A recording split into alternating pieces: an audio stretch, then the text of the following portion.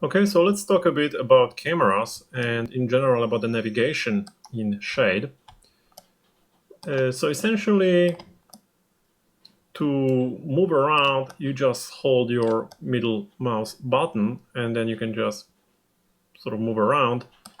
This is called eye in the camera options.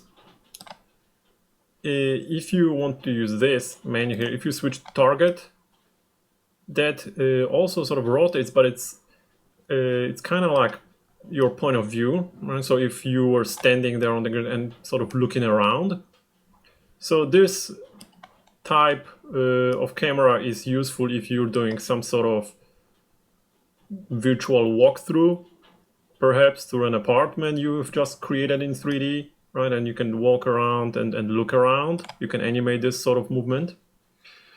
You have an iron target, which basically pans like that. And you have zoom, right, which zooms in and out. Now what zoom does is effectively changes your focal length, right? You can change your focal length with zoom, or you can change it by sort of typing it manually here. Now for the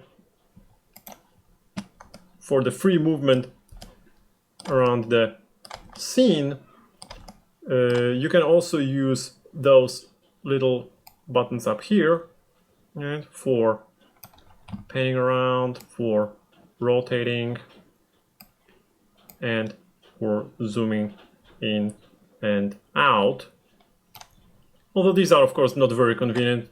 You can use them obviously, but I'm sure that normally you just want to use your mouse. Now the thing about cameras in Shade, which is a little bit different than in other applications, is that in order to move freely around the scene, as you can see, you have to sort of keep switching between eye and target. Now, in order to do this, what I do is I simply assign shortcuts.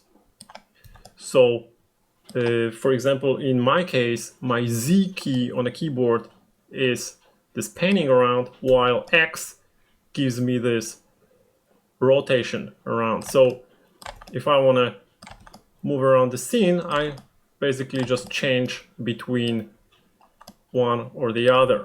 So that gives me sort of rotating however I want, and at the same time just using middle mouse button. It is a little bit different than many applications have, so it takes a while to sort of get used to it. But once you get used to it, then there is no problem with it at all. And you can also always focus on a part of your model. Like for instance, if we just go ahead and quickly create a box in here, then we can focus on it. Again, I have a shortcut for this, and you can assign a shortcut for this as well, or you can use this button up here, which is in every window. If you go to the split view, you can use this button and it will automatically focus on your object. And right now we have a wireframe view, or we can change into shading and wireframe. And so then you can also focus just on individual face, for instance, if you are modeling, right? So whichever you choose, you can quickly focus on it. So that's basically how you can control and navigate around your 3D view. Now you can control the speed of your camera here, and I think by default it's set on fast, which might be a little too fast actually. I have typically set on slow. It gives me a little bit more control when moving around the scene. All right, and we can also create our own cameras. Now the default camera in Shade is called Meta Camera 1, and this is what we have. This is basically our perspective view camera. Now we can create our own. We can create it here, or we can create it here in the camera menu. We can create a camera object. Now basically what it does, it creates a camera. We have it now added to our browser, and we can sort of move it around and we can look through it, right? Here it is. And if we click on it, we just look through this camera. All right, so this is one way of creating custom cameras, where you can create how many you want and sort of position them all over the scene. And well, then whenever you need to look through one of them, you just select them from the menu here. Okay, now here's another trick you can do with cameras, which sort of helps you in case your camera moved somewhere accidentally. If you're afraid that this might happen, here's what you can do. You can first of all create your camera object, right? So this creates your camera. But then, essentially what you can do, we can go into this camera, looking through it. Then what you can do is you can change it into a meta camera. Now, what it does, you can go to this meta camera 2 now. Now, if you move around, let's say we move up here, and then we say, oh, well, we didn't mean that. I really want to go back to where it was before. Well, what you can do is you select it here, and you choose restore basically to the object, and it snaps back to this object camera you created in the first place. All right, so this is sort of one way you can use this memory restore option. All right, so you can move the camera around, but then you can turn the visibility of this object camera. Actually, you can move this camera around, for example, use it for modeling or whatever, and the moment you want to go back, make sure you have this camera selected here, you just go restore object and it snaps back to where the original object camera was created. All right.